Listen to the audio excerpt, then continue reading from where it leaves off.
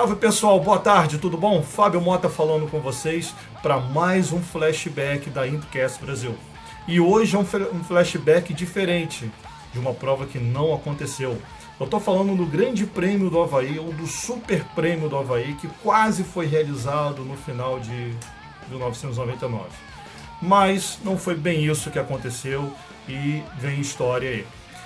A prova começa com uma ideia de uma pessoa que foi ligado com a categoria, com equipes e com promoção, chamado Richard Rutherford Sr. Ele estava envolvido com a ideia de se fazer um grande prêmio no Havaí, numa pista temática de um aeroporto quase similar ao que acontecia no Berkeley From Airport, lá em Cleveland, mas era uma pista bem menos técnica, era uma pista bobinha, mais para promover um show mesmo. A ideia era que tivessem 12 pilotos mais bem classificados naquele campeonato de 1999, mais 4 convidados. Os pilotos em si, na época, eram Vasser Montoya, Michael Andretti, Max Papis, Dario Franchitti, Paul Tracy, Adrian Fernandes, Brian Herta, os brasileiros Christian Fittipaldi, Tony Kanaan e Jules Ferrand, e possivelmente estaria envolvido nisso o saudoso e querido Greg Moore. Greg, aconteceu aquele acidente e a possibilidade seria uma substituição por algum outro piloto, de repente o 13º colocado, que seja. Falou-se de repente em Patrick Carpentier, mas enfim. A kart, na sua direção, meio que torceu um pouco o nariz com a ideia de pensar em ter pilotos da Europa, e os pilotos que foram citados inicialmente eram Jack Villeneuve, campeão de 95, e Alessandro Zanardi, bicampeão, 97 e 98. Ambos não estavam fazendo nada na Fórmula 1 naquele ano, muito pelo contrário, o Zanardi foi uma vergonha e Villeneuve estava pensando em ganhar dinheiro. Mas havia um medo que esses caras podiam usar aquela prova num sentido de trampolim para poder conseguir uma promoção melhor para o outro ano e, de repente, com isso, esmagar os atuais pilotos que estavam correndo ali.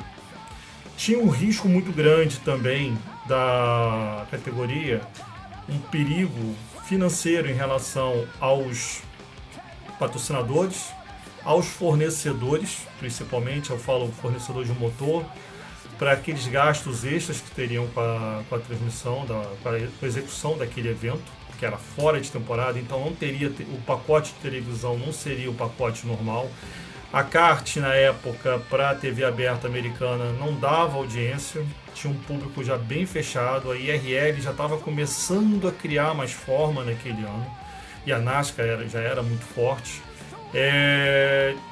Tinha a questão de, além de eu falar da televisão, ter essa questão, os patrocinadores eram todos locais, todos empresários ligados direto ou indiretamente ao Havaí, então os principais patrocinadores e principalmente a FedEx, que dava nome ao campeonato, não entraram nessa.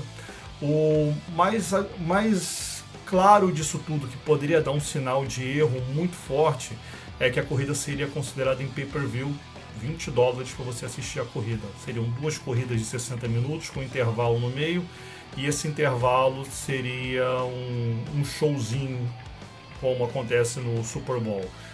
Acontece também que nesse evento o dinheiro estava rolando solto. Eram $10 milhões de premiação, 5 milhões pro vencedor, $250 mil para a pole. Um entrante no autódromo que participasse de alguns concursos poderia sair dali com $1 milhão. A ideia era que o investimento inicial seriam de $30 milhões para fazer a corrida, e a expectativa era gerar uma receita para o Havaí de, na média, de $85 milhões. Bem, eu não preciso dizer que não aconteceu nada. O promotor Richard Rutherford foi substituído por não ter uma presença marcante. Tentaram contratar o Mario Andretti para ser o embaixador, mas não rolou.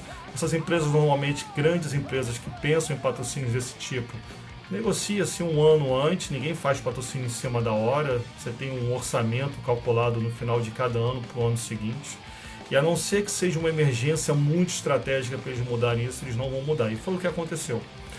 Então eles esperavam ter uma média de 50 mil pessoas participando dentro do autódromo, que seria ainda adaptado, que não foi. não venderam 7 mil entradas. E a origem do dinheiro começou a ficar estranha, tinha uma suspeita de lavagem de dinheiro, e também a kart passava por um momento de luto muito grande. O Greg Moore tinha morrido há 2 semanas antes do evento. A etapa foi cancelada um mês antes, mas mesmo que ela ocorresse, ia ficar um vazio muito estranho, porque a kart declarou luto pela morte do Greg por mais de um mês. Então fazer uma corrida logo depois ia ser totalmente contra o que Andrew Craig e o board da kart pensavam. Então, quando começaram a juntar os pontos, viram que não ia dar certo. Então eles entenderam que era muito mais interessante parar por aí, não ter corrida, e não teve mesmo. E nunca mais se falou no Super Prix do Havaí. Pessoal, é isso, mais um flashback aqui com vocês, mais uma programação do IndyCast Brasil. Não perca nossas programações, não deixe de nos visitar no nosso site, no nosso canal do YouTube. Siga-nos, é muito importante para que a gente possa crescer. Estamos com uma programação muito bacana, muito forte esse ano ainda. Temos convidados internacionais, pessoas que marcaram a história da nossa categoria amada e pessoas que direto ou indiretamente fazem parte dela. Então já te peço, fique atento na nossa programação. A temporada está acabando, vamos ter super lives nos últimos 2 grandes prêmios. E é isso. Um grande abraço, fique com Deus e sucesso!